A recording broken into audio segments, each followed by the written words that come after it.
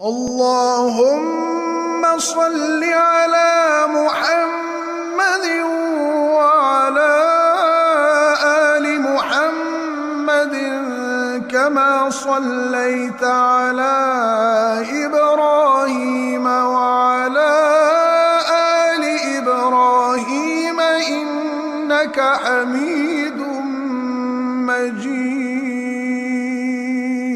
اللهم بارك على محمد وعلى آل محمد كما باركت على إبراهيم وعلى آل إبراهيم إنك حميد مجيد. الله أكبر الله أكبر لا إله إلا الله. الله أكبر الله أكبر ولله الحمد.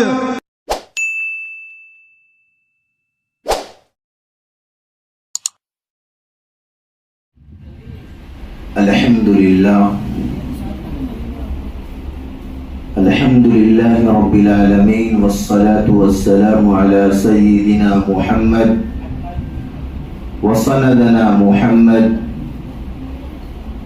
البشير محمد النذير محمد طه محمد ياسين محمد السراج محمد وصلى الله تعالى عليه وعلى آله وأصحابه وبارك وسلم تسليما كثيرا كثيرا. أما بعد فأعوذ بالله من الشيطان الرجيم. بسم الله الرحمن الرحيم. قل اللهم مالك الملك تؤتي الملك من تشاء وتنزع الملك ممن تشاء وتعز من تشاء وتذل من تشاء بيدك الخير وهو على كل شيء قدير. تولج الليل في النهار وتولج النهار في الليل وتخرج الحي من الميت وتخرج الميت من الحي وترزق من تشاء بغير حساب. وقال الله تبارك وتعالى في الكلام المجيد والفرقان الحميد: وما آتاكم الرسول فخذوه وما نهاكم عنه فانتهوا. وقال النبي صلى الله تعالى عليه وسلم: إن لكل قوم عيدا وهذا عيدنا، أو كما قال عليه الصلاة والسلام. صدق الله العلي العظيم وصدق رسوله النبي الأمين المتين الكريم، ونحن على ذلك لمن الشاهدين والشاكرين والحمد لله رب العالمين. میرے محترم بزرگوں اور دوستوں، پردہ نشین میری ماں اور بہنوں، السلام علیکم ورحمۃ اللہ وبرکاتہ۔ آئیے سب سے پہلے غنبد خضرا کے اندر آرام فرمانے والے یثرب کے دھنی ہم سب کے آقا جناب محمد الرسول اللہ صلی اللہ علیہ وسلم کی شان میں ایک مرتبہ درود پاک پڑھ لیں۔ اللہم صلی علی محمد وعلی آل محمد کما صلیت علی ابراہیم وعلی آل ابراہیم انکا حمید مجید۔ اللہم بارک علی محمد وعلی آل محمد کما بارکت علی ابراہیم وعلی آل ابراہیم انکا حمید مجید۔ بلغ العلا بكماله كشف الدجى بجماله حسنت جميع خصاله صلوا عليه وآله مولا صل وسلم دائما عبدا على حبيبك خير الخلق كلهم يا رب صل وسلم دائما عبدا على حبيبك خير الخلق كلهم۔ میرے محترم بزرگوں اور دوستوں، آج کا یہ دن جو عید الفطر کے نام سے جانا جاتا ہے، اللہ کے پیارے رسول صلی اللہ علیہ وسلم نے ارشاد فرمایا کہ یہ وہ دن ہے جو انعام والا دن ہے۔ بندہ رمضان المبارک کے 30 روزے رکھتا ہے، رمضان المبارک کے روزے اللہ کے پیارے حبیب جناب محمد الرسول اللہ صلی اللہ علیہ وسلم نے فرمایا کہ بندہ اگر ایمان کی حالت میں ہے تو اس کے اوپر روزے فرض ہیں، اور فرض ہوتا ہے اللہ کی عبادت۔ آج کے دن اللہ جل جلالہ عما نوالہ اللہ کے پیارے رسول صلی اللہ علیہ وسلم نے فرمایا کہ سارے فرشتوں کو آسمان دنیا پر جمع فرماتے ہیں اور سب سے کہتے ہیں کہ اے فرشتوں، یہ مزدور، یہ میرے بندے جو ہیں یہ مزدوری کیے ہوئے ہیں، 30 دن کی مزدوری کیے ہوئے ہیں، اور اب ہم ان کو کیا بدلہ دیں، ہمیں کیا کرنا چاہیے؟ فخر کے طور پر اللہ پاک فرشتوں کو جمع فرما کر یہ اعلان فرماتے ہیں۔ فرشتے کہتے ہیں کہ اے باری تعالیٰ، جب مزدور اپنی مزدوری پوری کر لے، جب مزدور اپنا کام پورا کر لے تو اس کی اجرت اس کو عطا فرما دی جائے۔ تو اللہ پاک کہتے ہیں کہ اے میرے فرشتوں، تم گواہ رہنا، میں اپنے بندوں کے نیکیوں گناہوں کو نیکیوں سے بدل دیا، میں اپنے بندوں کے گناہوں کو ایسا مٹا دیا کہ جیسا کہ وہ آج ہی اپنے باپ ماں کے پیٹ سے پیدا ہوا ہو۔ رمضان المبارک کے اندر روزہ رکھا، تراویح پڑھی، نماز وغیرہ پڑھی، میں نے اس کے گناہوں کو جلا دیا، اور جلانے کے بعد اس کی راہ کو فضا کے اندر اڑا دیا، دریاؤں کے اندر اڑا دیا، اور سمندروں کے اندر اس کو ڈال دیا۔ یعنی میں اپنے اس بندے سے اتنا خوش آج ہوں، اور اس بندے کو اپنی خوشی کے عالم میں اس کے گناہوں کو میں نے نیکیوں سے بدل دیا ہے، بالکل اس طریقے سے کر دیا جس طریقے سے سردی کے موسم میں درخت سے پتے جھڑ جاتے ہیں، میں اسی طریقے سے اپنے بندے کو بالکل صاف شفاف کر دیا۔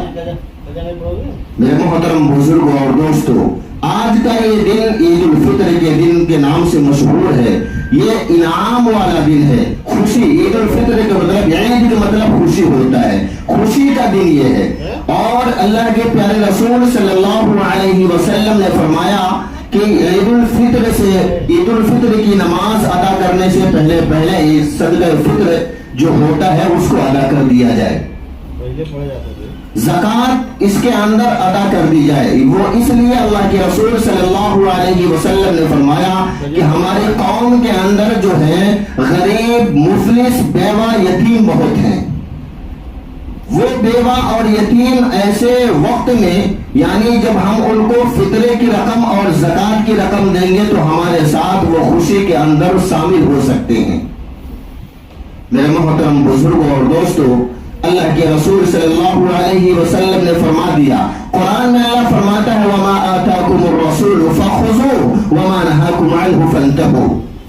اللہ پاک فرماتے ہیں کہ اے میرے محبوب، اگر میرے محبوب نہ کسی کام کو کرنے کا حکم کر دے تو وہ بندے کو کرنا ضروری ہو جاتا ہے۔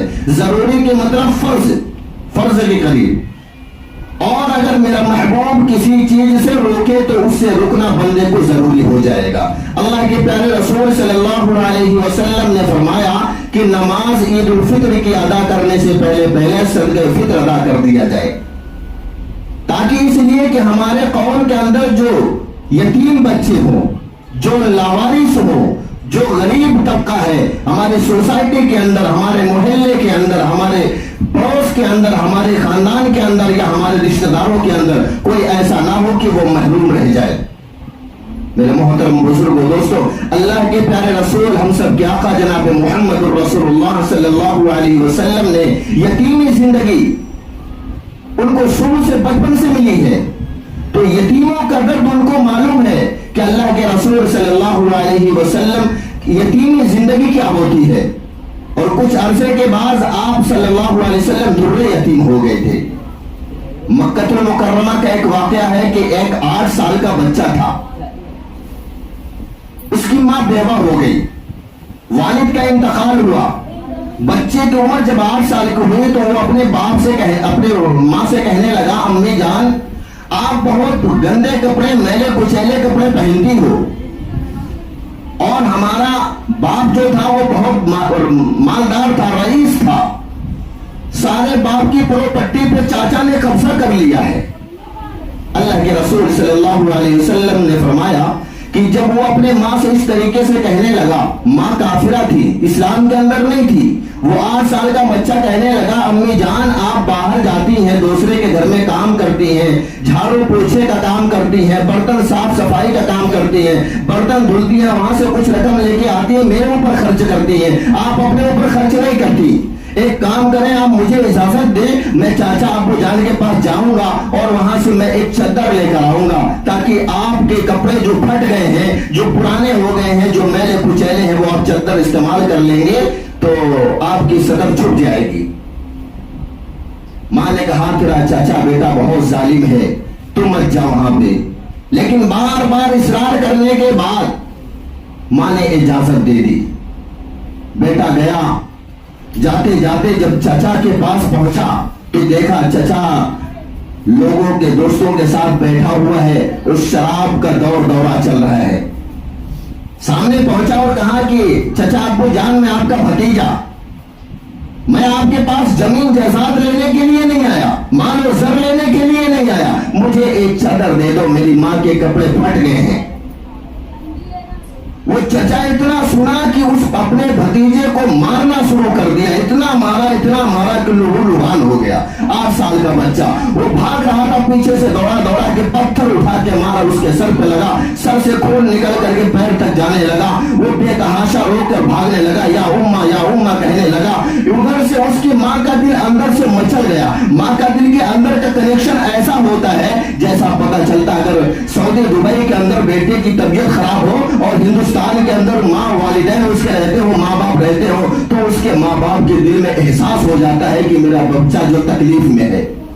اس کی ماں کو احساس ہوا کہ میرے بیٹے کو کچھ نہ کچھ تو ضرور ہوا ہے۔ وہ اپنے گھر سے نکل کر دوڑ لگاتی ہے اور کہتی ہوئی پھرتی ہے، یا امی اے میرے بیٹے تو کہاں ہے، اے میرے بیٹے تو کہاں ہے۔ ادھر سے وہ ماں کہہ کے چلاتا ہوا بھاگتا ہوا آ رہا ہے۔ راستے میں ایک صحابی ملتے ہیں، اس بچے کو پکڑتے بولتے بیٹا تیرے ساتھ یہ کیا معاملہ ہوا؟ اس نے کہا میں اپنے چچا کے پاس گیا تھا، میرے امی کے بدن سے کپڑے پھٹ گئے تھے، میرے امی کے بدن پہ کپڑے جو ہے وہ بہت جگہوں سے پھٹے ہوئے تھے، میں اپنے چچا کے پاس گئے تھے چادر لانے کے لیے، لیکن میرے چچا نے چادر نہیں لی، مجھے پتھر سے مارا، مجھے پٹک پر زمین پر پٹک کے مارا، لیکن میں وہاں سے بھاگتا ہوا نکل کے کسی بھی طریقے سے آیا ہوں۔ وہ صحابی رسول صلی اللہ علیہ وسلم فرمانے لگے بیٹا تمہارا مکہ کے اندر تم کو کوئی چادر نہیں دے گا، تم چلے جاؤ خانہ کعبہ کے پاس، خانہ کعبہ میں ایک محمد نام کا آدمی ہے، ان کے پاس چلے جاؤ گے، وہ اللہ کے رسول صلی اللہ علیہ وسلم ہے، وہ تم کو تمہارے امی کے لیے چادر دے دیں گے۔ وہ بچہ کہنے لگا نہیں میں ابھی تو میں اپنے امی کے پاس جاؤں گا۔ وہ بھاگتا ہوا کہتا ہوا ہاپتا کاپتا بھاگتا ہوا دوڑتا لگاتا ہوا پہنچا اپنے ماں کے پاس۔ ماں نے جب دیکھا کہ وہ خون سے آلود ہے، اس کے سر سے لے کر پیر تک خون میں سرابور ہے، کپڑے پھٹ گئے ہیں اور کپڑے کے اندر کیچڑ لگے ہوئے ہیں، وہ ماں دوڑ کر اپنے بیٹے کو گلے سے لگاتی ہے اور کہتی ہے بیٹا میں بول رہی تھی تیرا چچا بہت ظالم ہے، تیرا چچا بہت کمینہ ہے، تو اپنے چچا کے پاس مت جا، لیکن تو بات میری مانا نہیں اور چلا گیا، بار بار مجھ سے تو اصرار کرتا تھا اور تو جا کے پہنچ گیا، یہ دیکھا تو یہ اسی کا نتیجہ ہے، تیرا چچا بہت ظالم ہے۔ ماں لے کے گئی، اس کے زخم کو صاف کیا، مرہم پٹی لگائی۔ کچھ دیر کے بعد بیٹا کہتا ہے امی جان آپ برا نہ مانے تو میں آپ کو ایک بات بتلا دوں، مکے کے اندر ایک محمد نام کا آدمی ہے، ایک محمد نام کا آدمی ہے، کسی نے مجھے بتا دیا ہے، اگر آپ اجازت دیں تو میں ان کے پاس چلا جاؤں۔ وہ سب سے کہنے لگے تھے کہ تم محمد کے پاس جائے گا نا تو محمد تیرے ماں کو چادر دے دیں گے۔ ماں نے کہا نہیں بیٹا تو محمد کا نام لے رہا ہے، محمد تو جادوگر ہے، محمد تو مجنون ہے، محمد تو شاعر ہے، نجومی ہے، اس کے پاس جو جاتا ہے اس کا چہرہ اگر اس کے چہرے سے ملتا ہے تو وہ اس کا دیوانہ ہو جاتا ہے، اس کے پاس پہنچتا ہے اپنے دھرم کو وہ کنورٹ کر دیتا ہے، وہ اس کے دھرم میں پہنچ جاتا ہے، وہ اس کی ماننے لگتا ہے، وہ اس کا دیوانہ اور مستانہ بن جاتا ہے۔ ماں کہیں نہیں بیٹا محمد کے پاس نہیں جانا، اب نہیں کہیں تو یہ جانا ہے۔ اس نے بارہا اجازت مانگتا رہا۔ اس کی ماں نے کہا ٹھیک ہے بیٹا جا۔ وہ لڑکا 8 سال کا اپنی ماں کے پاس سے واپس پھر آیا، بولے کہ اگر وہ کچھ کہیں گے نا تو کعبہ سے میرا گھر دور نہیں، میں فوراً بھاگ کے چلاؤں گا، اگر وہ ماریں گے تب بھی بھاگ کے چلاؤں گا۔ لیکن ماں نے جب اجازت دیا، وہ بچہ گیا خانے کعبہ کے پاس، وہ کہتا ہے میں 1 چکر لگایا خانے کعبہ کا، میں 2 چکر لگایا خانے کعبہ کا، تیسرا چکر لگایا خانے کعبے کا، 60 چکر میں جب لگایا نا تو میری نظر ایک ہی آدمی کے اوپر جا رہی تھی کہ ہو نہ ہو یہی محمد ہے، کیونکہ اس کا چہرہ بہت خوبصورت ہے، یہ بہت حسین و جمیل ہے، یہ بہت لاجواب ہے، یہ سارے لوگوں میں سب سے حسین دکھتے ہیں، یہی محمد ہوں گے۔ وہ 8 سال کا بچہ کہنے لگا، میں گیا پیچھے سے ان کے کندھے پہ ہاتھ رکھا اور کہا این محمد؟ محمد صلی اللہ علیہ وسلم نے کہا ہاں بیٹا میں محمد ہوں، آپ کون ہیں؟ وہ بچے نے کہا میں نے کہا میں یتیم ہوں۔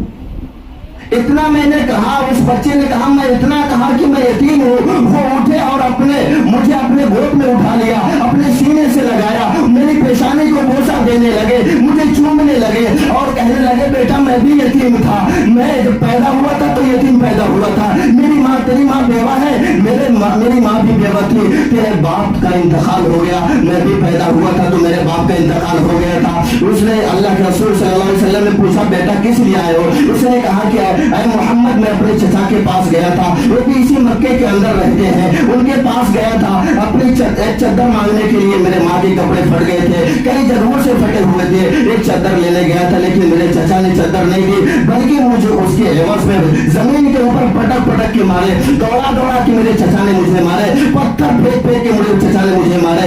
اللہ کے رسول صلی اللہ علیہ وسلم نے اس بچے کو اپنے کلیجے سے لگایا اور بولے بیٹا مجھے معلوم ہے یتیموں کے ساتھ یہاں پہ کیسا معاملہ پیش کیا جاتا ہے، یتیموں کے ساتھ کیا معاملہ ان کے ساتھ کیا جاتا ہے۔ اللہ کے رسول صلی اللہ علیہ وسلم نے اس کی پیشانی کو بوسہ دیا، بولا بیٹا میرے پاس کس لیے آئے ہو؟ اللہ کے رسول صلی اللہ علیہ وسلم نے جو فرمایا تو اس بچے نے کہا کہ اللہ کے نبی محمد صلی اللہ علیہ وسلم مجھے میرے ماں کے لیے چادر چاہیے۔ اللہ کے رسول صلی اللہ علیہ وسلم کے سامنے بہت سارے صحابہ تھے، حضرت ابوبکر صدیق بھی تھے، حضرت عمر فاروق بھی تھے، حضرت عثمان غنی بھی تھے، حضرت سلمان فارسی بھی تھے، حضرت معاذ بن جبل بھی تھے، لیکن اللہ کے رسول صلی اللہ علیہ وسلم نے کسی سے نہیں کہا کہ اے ابوبکر تم اپنی چادر دے دو، اے عمر تم اپنی چادر دے دو، اے عثمان تم اپنی چادر دے دو، اے سلمان تم اپنی چادر دے دو، اے معاذ تم اپنی چادر دے دو۔ نہیں، قربان جائے آقا مدنی جناب محمد رسول اللہ صلی اللہ علیہ وسلم کی ذات اقدس پر، اللہ کے پیارے رسول ہم سب کے آقا جناب محمد رسول اللہ صلی اللہ علیہ وسلم نے اپنے جسم اطہار سے اپنی چادر مبارک کو اتارتے ہیں اور اس 8 سال کے بچے کو دیتے ہیں اور بولتے ہیں بیٹا اس کو لو اور تم جاؤ۔ جب وہ بچہ چادر لے کر جانے لگا، اللہ کے رسول صلی اللہ علیہ وسلم نے اس بچے سے فرمایا بیٹا رکو، اگر کسی چیز کی اور ضرورت پڑے گی، کسی چیز کی کبھی بھی کوئی بھی ضرورت پڑے گی تم مکے کے اندر آ جانا، کعبے کے پاس آ جانا اور میرے پاس آ جانا، میں انشاءاللہ لازم پورا کر دوں گا۔ وہ بچہ 8 سال کا اللہ کے رسول صلی اللہ علیہ وسلم کی نورانی چادر کو لے کر وہ دوڑتا ہوا ہاپتا کاپتا ہوا اپنے ماں کے پاس گیا۔ اس کی ماں نے جب دیکھا کہ چادر لے کر آ گئے تو اس کی ماں نے کہا بیٹا تو چادر لے کر آ گیا، محمد تجھے چادر دے دیے، کہیں تیرا ایمان تو نہیں خراب کیے، کہیں تجھے کنورٹ تو نہیں کر دیے؟ اس نے کہا نہیں نہیں امی جان ایسی کوئی بات نہیں ہے، آج تک جب سے میں ہوش سنبھالا ہوں میرے اندر ہوش آئے ہیں، اتنا پیار کسی نے نہیں کیا ہے، آج مجھے پتا چلا کہ پیار کیا چیز ہوتی ہے، آج مجھے پتا چلا کہ محبت کیا چیز ہوتی ہے، آج مجھے بہت احساس ہو گیا۔ امی جان انہوں نے کچھ نہیں کہا، صرف چادر اتار کے دے دیے اور انہوں نے یہ کہا اگر بیٹا کسی چیز کی کبھی بھی کسی چیز کی ضرورت پڑے گی تو محمد کے پاس آ جانا، محمد تجھے عطا کر دیں گے اور تو کسی کے پاس مت جانا، یہ چادر دیے ہیں۔ اور اس کی ماں نے کہا ٹھیک ہے بیٹا۔ وہ 8 سال کا بچہ کہنے لگا امی جان آپ بیٹھے میں آپ کے اوپر چادر یہ ڈال دیتا ہوں۔ جب وہ 8 سال کا بچہ اپنے ماں کے اوپر چادر ڈالتا ہے، وہ یتیم بچہ اپنے بیوہ ماں کے اوپر چادر ڈالتا ہے تو اس کی ماں کہتی ہے بیٹا اللہ کے رسول صلی اللہ علیہ وسلم کی نورانی چادر پڑھتے ہی اللہ کا فیض حاصل ہونے لگتا ہے۔ اس کی ماں کہتی ہے بیٹا تو فوراً جا کعبے کے پاس اور محمد سے کہہ دے کہ اسلام کے اندر مجھے داخل کر دے، تیری ماں بھی کلمہ پڑھ کے مسلمان ہو گئی ہے، اسلام کے اندر داخل ہو گئی ہے۔ ایک آواز بلند ہوتی ہے اشہد ان لا الہ الا اللہ واشہد ان محمد عبدہ ورسولہ۔ میرے محترم بزرگ دوستو، اللہ کے رسول صلی اللہ علیہ وسلم نے بتلا دیا کہ یتیموں کے ساتھ کیسا معاملہ کرنا چاہیے۔ ایک مرتبہ کا واقعہ ہے کہ اللہ کے رسول صلی اللہ علیہ وسلم عید کی نماز پڑھانے کے لیے عیدگاہ تشریف لے جا رہے تھے۔ راستے میں ایک یتیم بچہ تھا، وہ رو رہا تھا, تڑپ رہا تھا, سسکیاں بھر بھر کے رو رہا تھا. اللہ کے رسول صلی اللہ علیہ وسلم کو اس راستے سے گزر ہوا, دیکھا کہ اللہ کے رسول صلی اللہ علیہ وسلم نے دیکھا کہ یہ بچہ میلا کچیلا ہے اور سارے بچے خوشیاں منا رہے ہیں, عید کی خوشیاں منا رہے ہیں, سارے بچے نئے نئے کپڑے پہنے ہوئے ہیں. اللہ کے رسول صلی اللہ علیہ وسلم اس بچے کی طرف جاتے ہیں اور کہتے ہیں بیٹا تم کیوں رو رہے ہو, تم نے کپڑے نہیں پہنے, آج تم خوشیاں نہیں منا رہے ہو, آج تم ایک طرف بیٹھ کے کیا کیوں رو رہے ہو. اس بچے نے کہا میں یتیم بچہ ہوں, میرے ماں باپ نہیں ہے, میرے ماں باپ نہیں ہے تو میں کپڑے کا ہنس پہنوں گا, مجھے کپڑے کون پہنائے گا. اللہ کے پیارے رسول صلی اللہ علیہ وسلم نے اپنے شفقت والے ہاتھ اس یتیم بچے کے سر پر رکھتے ہیں اور اس کا ہاتھ پکڑتے ہیں, اپنے گھر پر لے کر آتے ہیں اور کہتے ہیں کہ عائشہ اس بچے کو نہلاؤ اور نئے کپڑے پہناؤ, خوشبو لگاؤ, آج سے اس بچے کا باپ میں بنتا ہوں اور اس بچے کی ماں تم بنو گی, اور اس بچے کو لے کر کے میں عیدگاہ جاتا ہوں. اما عائشہ صدیقہ رضی اللہ تعالیٰ عنہا نے اس یتیم بچے کو نہلاتی ہے, کپڑے نئے پہناتی ہے, خوشبوئیں لگاتی ہیں. آقا مدنی جناب محمد رسول اللہ صلی اللہ علیہ وسلم نے اس چھوٹے بچے کو, اس یتیم بچے کو انگلی پکڑ کر عیدگاہ تشریف لے جاتے ہیں. اور وہ جب بچہ اللہ کے رسول صلی اللہ علیہ وسلم کے ساتھ چلنے لگتا ہے تو سارے بچے دیکھتے ہیں کہ یہ بچہ تو ابھی رو رہا تھا, اللہ کے رسول صلی اللہ علیہ وسلم کے ساتھ جا رہا ہے, چہچہاتا ہوا جا رہا تھا, مسکراتا ہوا جا رہا تھا. وہ بچہ سارے بچوں سے کہہ رہا تھا تم کو معلوم ہے کہ میرا باپ کون ہے, آج سے میرا باپ محمد ہے. تم لوگوں کو معلوم ہے میری ماں کون ہے, آج سے میری ماں عائشہ ہے. تم لوگوں کے ابا سے ابا میرے اچھے ہیں, تم لوگوں کی امی سے میری امی اچھی ہے. وہ بچہ مسجد میں پہنچتا ہے, عید کی نماز پڑھنے کے بعد اللہ کے رسول صلی اللہ علیہ وسلم کے ساتھ آتا ہے. بتانے کا مطلب یہ ہوا کہ ہم لوگوں کو بھی یتیم بچے کی تلاش کرنا چاہیے. ہمارے محلے کے اندر کوئی یتیم بچہ ہو تو اس کے سروں کے اوپر اپنے شفقت کے ہاتھ رکھنے چاہیے, کیونکہ اللہ کے رسول صلی اللہ علیہ وسلم کی سنت ہے. میرے محترم بزرگوں دوستو, آج تو ہمارے پاس پیسے ہیں, ہم نئے جوڑے بنوا لیے, نئے کپڑے خرید لیے, ہمارے گھروں کے اندر خوشیاں, ہمارے بچوں کے اندر خوشیاں ہیں, لیکن وہ یتیم کے گھر میں جا کر کے پتہ کرو, اس بیوہ کے عورت کے گھر میں جا کے پتہ کرو کہ اس کے گھر کے اندر پہاڑ ٹوٹ رہا ہوگا. میرے محترم بزرگوں اور دوستوں, ہم کو ایسے بچوں کو اور ایسی عورتوں کو تلاش کرنا چاہیے. اسی لیے ہمارے اوپر زکوٰۃ کو فرض کیا گیا ہے تاکہ ہماری رقم ان یتیم بچوں تک, ان غریب بچوں تک پہنچ سکے اور وہ بھی ہمارے ساتھ خوشیاں منا سکیں. میرے محترم بزرگوں اور دوستوں, اللہ کے پیارے رسول صلی اللہ علیہ وسلم نے فرمایا غریبوں کے سروں پر اگر اپنا شفقت کا ہاتھ رکھو گے تو اللہ تم سے خوش ہو جائے گا, تمہاری بگڑی کو اللہ بنا دے گا.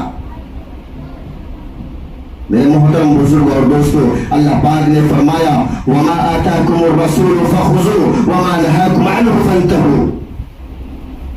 کہ اگر میرا محبوب کسی کام کو کرنے کا حکم کرے تو وہ کام میرے بندوں کو کرنا ضروری ہو جائے گا, اور اگر میرا محبوب کسی کام سے اگر روکے تو اس سے رکنا, اس کام سے رکنا اس کے لیے ضروری ہو جائے گا. میرے محترم بزرگ اور دوستو, اللہ کے رسول صلی اللہ علیہ وسلم کے اشارے پر صحابہ کرام رضوان اللہ تعالی علیہم اجمعین اپنی گردنیں پیش کر دیتے تھے. معلوم متا کیا چیز ہے, جان بھی لٹا دی ہے وہ صحابہ نے. ایک مرتبہ اللہ کے رسول صلی اللہ علیہ وسلم مکہ سے ہجرت فرما کر جب مدینہ المنورہ تشریف لے گئے تھے تو اعلان فرمایا تھا کہ مکہ کے ظالموں نے تم لوگوں کے اوپر بہت ظلم و ستم کر رہے ہیں, تم لوگوں کو بہت ستا رہے ہیں. تم لوگ جتنے صحابہ اور صحابیات ہیں وہ مدینہ المنورہ چلے آئے, میرے دامن میں آ کر وابستہ ہو جائے, میرے دامن میں آ کے پناہ لے لیں. یہ اعلان جب صحابہ کے اندر گونجا کہ اللہ کے رسول صلی اللہ علیہ وسلم نے فرمایا کہ جتنے بھی صحابہ اور صحابیات ہیں وہ مکہ چھوڑ کر مدینہ چلے آئے. اللہ کے رسول صلی اللہ علیہ وسلم کے ایک حکم پر صحابہ اکرام اپنی گردنیں پیش کر دیتے تھے, گھروں کے اندر جھاڑو لگا کر پہنچا دیتے تھے.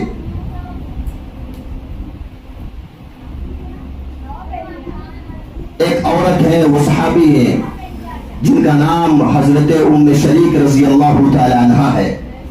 وہ جب سنتی ہے کہ اللہ کے رسول صلی اللہ علیہ وسلم کا اعلان ہو گیا اور اس کا کرنا ہمارے لیے ضروری ہو گیا, کیونکہ قرآن میں اللہ فرماتا ہے وما آتاکم الرسول فخذوا وما نهاکم عنہ فانتہوا. اگر میرا محبوب کسی کام کو کرنے کا حکم کرے تو وہ اس کے لیے کرنا ضروری ہو جائے گا، اور اگر کسی کام کو میرا محبوب کرنے سے روکے تو اس سے رکنا بھی ضروری ہو جائے گا. وہ صحابی رسول صلی اللہ علیہ وسلم جو ام شریک رضی اللہ تعالی عنہا ہے، جب ان کے کان میں یہ آواز آتی ہے کہ اللہ کے رسول صلی اللہ علیہ وسلم کہتے ہیں کہ مکہ سے ہجرت کر کے مدینہ المنورہ میں چلے آؤ اور میرے دامن میں آ کر پناہ لے لو. میرے محترم بزرگوں اور دوستوں، ام شریک رضی اللہ تعالی عنہا مچلنے لگتی ہے، تڑپنے لگتی ہے. شام کا وقت ہوتا ہے، اپنی اونٹنی کو نکالتی ہے، اس کے اوپر ساز و سامان رکھتی ہے اور وہ رات کے وقت میں نکل جاتی ہے، مکہ چھوڑ دیتی ہے، اپنے گھر کو چھوڑ دیتی ہے، اپنی کھیتی باڑی کو چھوڑ دیتی ہے، اپنے باغات کو چھوڑ دیتی ہے، اپنے مال و متاع کو چھوڑ دیتی ہے اور وہ مکہ سے ہجرت فرما کر کے مدینہ المنورہ کی طرف روانہ ہو جاتی ہے. وہ سمجھتی ہے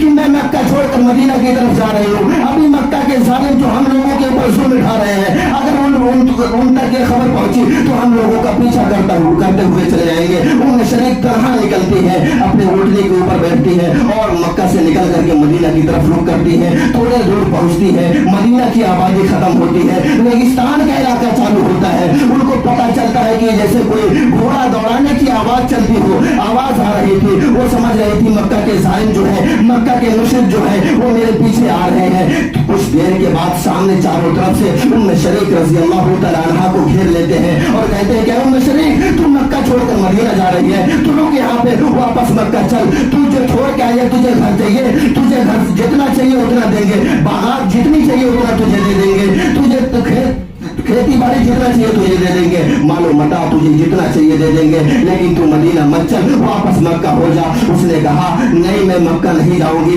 مجھے اللہ کے رسول صلی اللہ علیہ وسلم نے آواز دے دی ہے، اللہ کے رسول صلی اللہ علیہ وسلم کا حکم ہو گیا ہے، میرا جانا ضروری ہو جائے گا. اس ظالموں نے کہا، مکہ کے شریر دشمنوں نے کہا، اسلام کے دشمنوں نے کہا اگر تم مکہ چھوڑ کر مدینہ کی طرف جائے گی تو تجھے ہم لوگ مار ڈالیں گے، اتنا ماریں گے کہ تیری لاش بھی پہچان میں نہیں آئے گی. انہوں نے کہا کہ وہ ام شریک رضی اللہ تعالیٰ عنہ رونے لگتی ہے. وہ دشمن کہنے لگے کہ لگتا ہے کہ اس کی نیت بدل گئی، اس کے جو ایمان ہے اس کا کمزور ہو گیا. اس نے کہا ایسی بات نہیں ہے، میرے پاس تو اللہ نے ایک جان دی ہے، اگر 100 جان بھی مجھے اللہ پاک دیتے تو میں وہ 100 جان اللہ کے رسول صلی اللہ علیہ وسلم کے حکم پر لٹانا پسند کر لیتی، لیکن مکہ میں واپس نہیں جاؤں گی. تم لوگ مجھے ستانا چاہتے ہو، مارنا چاہتے ہو مارو جتنا مارنا ہے، لیکن میں اپنے قدم کو ڈگمگا نہیں سکتی. میرا ایمان اتنا کمزور نہیں ہے، میں اتنے ایمان کی مضبوط ہو گئی ہوں کہ میں مرنا پسند کر لوں گی لیکن اپنے راستے کو تبدیل نہیں کر سکتی. ام شریک رضی اللہ تعالیٰ عنہ کہتی ہے کہ مجھے ظالموں نے اتنا مارا، کسی نے کہا اس کو مار ڈالو، قتل کر دو، کسی نے کہا نہیں مارو نہیں، اس کے ہاتھ میں ہتھکڑی پہنا دو، پیروں میں بیڑیاں پہنا دو اور کمر سے ہاتھ باندھ کر کے پٹے سے باندھ دو اور اس پہاڑ سے نیچے جا کر کے ایک کھڈا کھودو، پہاڑ سے اس کو نیچے دھکیل دو. اس ریگستانی علاقے سے کوئی بھی اگر جائے گا یہ نیچے سے چلائے گی، چیخے گی، اوپر تک اس کی آواز نہیں آئے گی، یہ خود بخود مر جائے گی، اس کو نہ کھانا ملے گا نہ پانی ملے گا. ظالموں نے ایسا ہی کیا، ہاتھوں میں ہتھکڑیاں پہنا دی، پیروں میں بیڑیاں پہنا دی، کمر اور سینے سے لے کر پٹے کو باندھ دیا. ایک ظالم نیچے اترتا ہے پہاڑ سے اور وہاں پہ کھڈے کھودتا ہے، دوسرا ظالم ام شریک رضی اللہ تعالیٰ عنہ کو اس پہاڑ سے نیچے کھڈے میں ڈھکیل لیتا ہے اور کہتا ہے تو ایسے ہی مر جائے گی. وہ ظالم اونٹنی لیتے ہیں، سارا ساز و سامان لیتے ہیں ام شریک رضی اللہ تعالیٰ عنہ کا اور مکہ کی طرف چلے جاتے ہیں. وہ سارے دشمنان اسلام جو تھے بہت خوش تھے کہ اب تو مر جائے گی، اس کی آواز اوپر تک آنے والی نہیں، یہ کتنا بھی چیخے گی چلائے گی.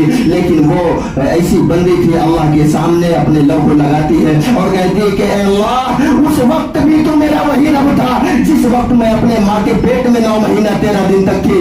یہ ظالم سمجھتے ہیں کہ میرا رب مجھ کو کھانا نہیں کھلائے گا، یہ ظالم سمجھتے ہیں کہ میرا رب مجھ کو پانی نہیں پلائے گا. میں اس وقت بھی تر و تنہا تھی اور آج بھی تو اس وقت بھی مجھے کھلاتا اور پلاتا تھا جس وقت میں ماں کے پیٹ میں تھی، اور آج بھی میں ساز و سامان میں ہاتھ بدے ہوئے ہیں، میرے پیروں میں بیڑیاں لگی ہوئی ہیں. یہ ظالم سمجھتے ہیں کہ میرا رب جو وہ رب نہیں رہا، لیکن مجھے یقین ہے کہ میرا رب وہی رب ہے جو وحدہ لا شریک ہے، میرا رب وہی رب ہے. میرے محترم بزرگوں دوستوں، ام شریک رضی اللہ تعالیٰ عنہ کہتی ہے میرے سامنے اچانک ایک ڈول آتی ہے، لیکن اس کے اوپر رسیوں سے कुछ नहीं पती है। मुझे एहसास होने लगा कि ये मेरे ऊपर गिर जाएगी, लेकिन ये वो आहिस्ता आहिस्ता मेरे सामने आती है और मेरे मुंह के पास पहुंचती है तो लुढ़क जाती है। उसमें पानी बहुत बेहतरीन था। मेरे मुंह के पास जब लुढ़कती है, मुझे प्यास की शिद्दत बहुत लगी हुई थी। मैंने उस पानी को जब पिया, खुदा की कसम, फुस्तु भी रब्बिल काबा, रब्बे काबा की कसम, मैंने ऐसा पानी पूरी जिंदगी में कभी नहीं पिया। इतना ठंडा था, दूध से ज्यादा सफेद था, बर्फ से ज्यादा ठंडा था, शहद से ज्यादा मीठा था। ऐसा पानी मैंने पूरी जिंदगी में कभी नहीं पिया। मैं जब उस पानी को पीती हूँ और शराब हो जाती हूँ, मेरे बदन के अंदर कुव्वत और ताकत आ जाते हैं। मैंने अपने हाथों को जरा जुम्बिश करती हूँ जब मैं ना, तो मेरे हाथों में जो हथकड़ियाँ वो जालिम लगाए थे, वो हथकड़ियाँ टूट कर अलग हो जाती हैं। अपने पैरों को जब थोड़ा सा जुम्बिश करती हूँ तो जो पैरों के अंदर वो पहनाए हुए थे वो भी टूट के अलग हो जाते हैं। और जब मेरे सीने को हरकत करती हूँ तो जो पट्टे से बांधे थे पट्टा टूट के छोटा छोटा टुकड़ा टुकड़ा बन के अलग हो जाता है। और मेरे अंदर इतनी ताकत होती है कि मैं उस नीचे से पहाड़ पे चढ़ती हूँ और पहाड़ से मैं उस मक्के से और मदीने की दूरी 600 किलोमीटर की है, तकरीबन 600 मील की है। तो मैं मक्के से लेकर के मदीना तक दौड़ती हुई चली आई। मुझे प्यास का कभी एहसास नहीं हुआ। अल्लाह के रसूल सल्लल्लाहु अलैहि वसल्लम की बारगाह में पहुंचती हूँ और वह उम्म शरीक रज़ी अल्लाह तआला अन्हा कहती है, मैंने सारा वाक़या अल्लाह के रसूल सल्लल्लाहु अलैहि वसल्लम के सामने पेश किया। अल्लाह के रसूल सल्लल्लाहु अलैहि वसल्लम ने फरमाया, ऐ उम्म शरीक, तो पूरी दुनिया का भी चक्कर लगा लेती, उस पानी पीने के बाद तो पूरी दुनिया का भी चक्कर लगा लेती तो तुझे कभी प्यास ना लगती। वो पानी ऐसा पानी नहीं था, वो सात जन्नतों की नहरों का पानी था। वो जन्नत की 3 बड़ी नहरों का पानी था। सलसबील का पानी था, रहीक का पानी था। उसके अंदर 3 बड़ी बड़ी नहरें जो है अल्लाह पाक बनाए हुए हैं, उस 3 नहरों का पानी था। वो उस पानी को पीने के बाद पूरी दुनिया का चक्कर भी लगाती ना तो तुझे प्यास नहीं लगती। तेरा तवक्कल ऐसा था अल्लाह की जात के ऊपर। अल्लाह पाक ने आसमान से लेकर के इस दुनिया के अंदर जन्नत के पानी को भेज दिया। मेरा कोई भी उम्मती अल्लाह के ऊपर तेरी तरह तवक्कल करेगा, तेरी तरह उम्मीद रखेगा तो अल्लाह पाक भी उसकी बिगड़ी को बना देंगे। मेरे मोहतरम बुजुर्गों, दोस्तों, वो सहाबी ऐसी थी कि वो अल्लाह के रसूल सल्लल्लाहु अलैहि वसल्लम का हुक्म हो जाए तो अपनी जान की भी परवाह नहीं करती थी और हुक्म की तामील करने के लिए आगे बढ़ जाती थी। आज ईद का मौका है। अल्लाह के रसूल सल्लल्लाहु अलैहि वसल्लम ने फरमाया कि गरीबों और यतीमों, मिस्कीनों और बेवाओं के सरों पर अपनी शफकत के हाथ रखो। एक बहुत बड़े बादशाह गुजरे हैं जिनका नाम हजरत उमर इब्न अब्दुल अजीज रहमतुल्लाह अलैह। हजरत उमर इब्न अब्दुल अजीज रहमतुल्लाह अलैह, उनकी बीवी है हजरत फातिमा और उनके एक साहबजादे हैं हजरत मालिक। मेरे मोहतरम बुजुर्गों, दोस्तों, 3 बर्रे सगीर के बहुत बड़े बादशाह थे। उससे पहले बादशाह मुसलमानों के खलीफा बने, बहुत सारे लूटे, यानी बैतुल माल जितने जमा, बैतुल माल के अंदर जितनी भी रकम जमा थी सब उड़ा बजा दिए थे। लेकिन जब ये हजरत उमर इब्न अब्दुल अजीज रहमतुल्लाह अलैह बादशाह बने तो बैतुल माल के अंदर खजाने लबालब भरे थे। फकीराना अंदाज था उनका। ईद का मौका आया, बच्चों ने अपने माँ से जाके जिद करने लगे कि अम्मी जान, ईद आ गई है, हमारे पास कपड़े नहीं है, नए कपड़े बनवा दें। बादशाह वक्त हजरत उमर इब्न अब्दुल अजीज रहमतुल्लाह अलैह जब घर पे तशरीफ लाते हैं तो उनकी बीवी हजरत फातिमा कहती हैं, बच्चों ने बहुत इसरार किया है और बच्चों के पास कपड़े नहीं है, ईद में कपड़े बनवा दें। तो बादशाह वक्त ने कहा कि मेरे पास तो पैसे नहीं है। ऐ फातिमा, मेरे पास पैसे नहीं है। तो हजरत फातिमा ने कहा कि आप तो इतने बड़े 3 बर्रे सगीर के बादशाह हो, आप जाइए अपने वजीर खजाना से 1 महीने की तनख्वाह एडवांस लेकर आए और बच्चों के कपड़े बनवा दे।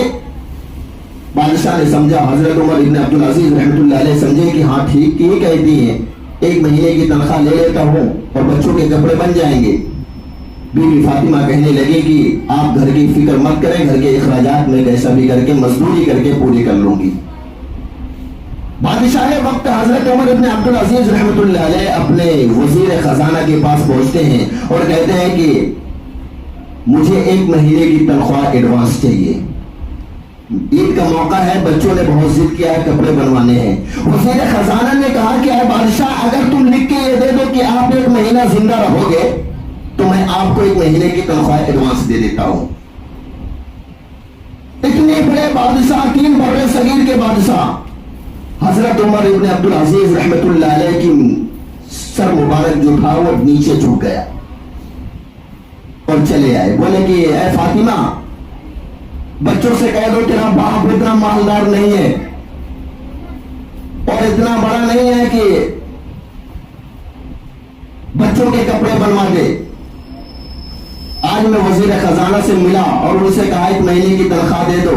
اس نے کہا بادشاہ سلامت، آپ لکھ کے دے دو، 1 مہینہ آپ زندہ رہیں گے، میں 1 مہینے کی تنخواہ ایڈوانس دے دیتا ہوں۔ قرآن میں اللہ فرماتا ہے قل اللہم مالک الملک تؤتی الملک من تشاء وتنزع الملک ممن تشاء وتعز من تشاء وتذل من تشاء بیدک الخیر انک علی کل شیء قدیر تولج اللیل فی النہار وتولج النہار فی اللیل وتخرج الحی من المیت وتخرج المیت من الحی وترزق من تشاء بغیر حساب۔ میرے محترم بزرگ دوست، اللہ پاک کہتا ہے بادشاہ بنانے والا میں، فقیر بنانے والا میں جس کو چاہوں بادشاہ بنا دوں، جس کو چاہوں غریب کر دوں، جس کو چاہوں اس کے ہاتھ میں کٹورے کو پکڑا دوں۔ موت دینے والا میں ہوں، زندگی بھی بخشنے والا میں ہوں، عزت اور ذلت دینے والا میں ہوں۔ وَتَرْزُقُ مَن تَشَاءُ بِغَيْرِ حِسَاب، میں جس کو چاہوں بے انتہا رزق دے دوں۔ حضرت عمر ابن عبدالعزیز رحمت اللہ علیہ معذرت کر لی۔ عید کا دن آیا، بادشاہ وقت عید کی نماز پڑھانے کے لیے عیدگاہ جاتے تھے۔ حضرت عمر ابن عبدالعزیز رحمت اللہ علیہ عیدگاہ تشریف لے گئے، آنکھوں سے اشک جاری ہیں کہ میں اتنا بڑا بادشاہ ہونے کے باوجود اپنے بچوں کو کپڑے نہ پہنا سکا عید کے موقع پر۔ پیچھے سے ان کے بیٹے صاحبزادے بھی آتے ہیں، عید کی نماز سے فارغ ہوتے ہیں، بہت بڑے بڑے بادشاہ پہنچے ملاقات کے لیے، سب سے ملاقات معانقہ ہوا۔